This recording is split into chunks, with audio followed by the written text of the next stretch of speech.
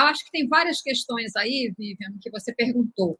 Eu vou tentar ser bem sintética. A primeira delas, obviamente, é inescapável desse debate, né? É o resultado de que nos últimos anos nós tivemos duas vertentes. Uma, um discurso de ódio e de violência como meio de solução de conflitos para tudo, para todo e qualquer conflito se resolve com a violência ou com a força das armas, e junto com isso teve uma política de armamento da população.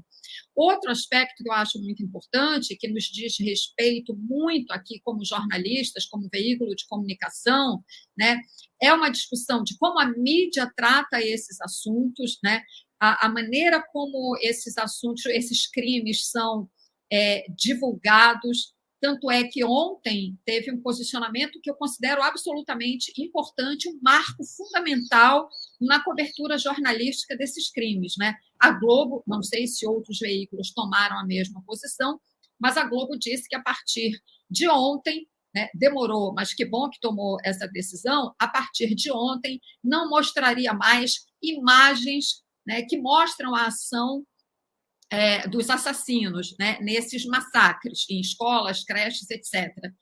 Eu já vinha falando sobre isso há algum tempo, né?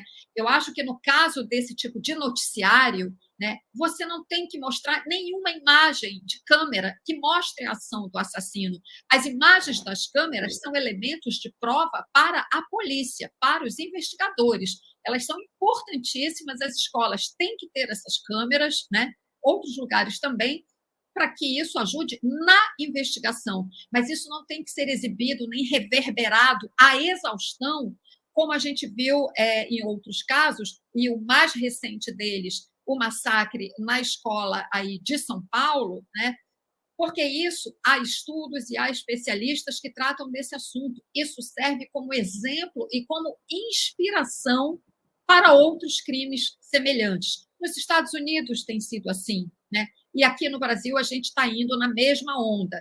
Então, que bom que uma empresa grande como a Globo, cuja cobertura tem um alcance imenso, tomou esta decisão. Ah, mas isso não contraria a liberdade de expressão? Ah, mas aí você não deixa de informar a sociedade?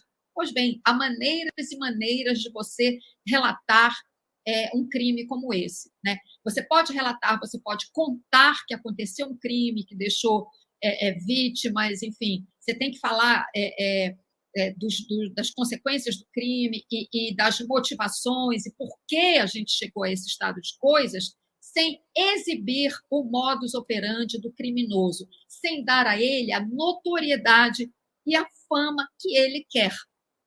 Em vários desses massacres, nos Estados Unidos como aqui, né, existe esse componente, né, da fama que o criminoso busca, da notoriedade, ele quer ser reconhecido por alguma coisa. Então, esse é um ponto importantíssimo da nossa discussão, a cobertura da mídia. E, por fim, um outro aspecto, né, as autoridades têm que ir para cima das plataformas digitais, onde, hoje em dia, muitos desses massacres são planejados, né? A troca de ideias e informações entre esses criminosos, a estímulo à prática desses crimes, né?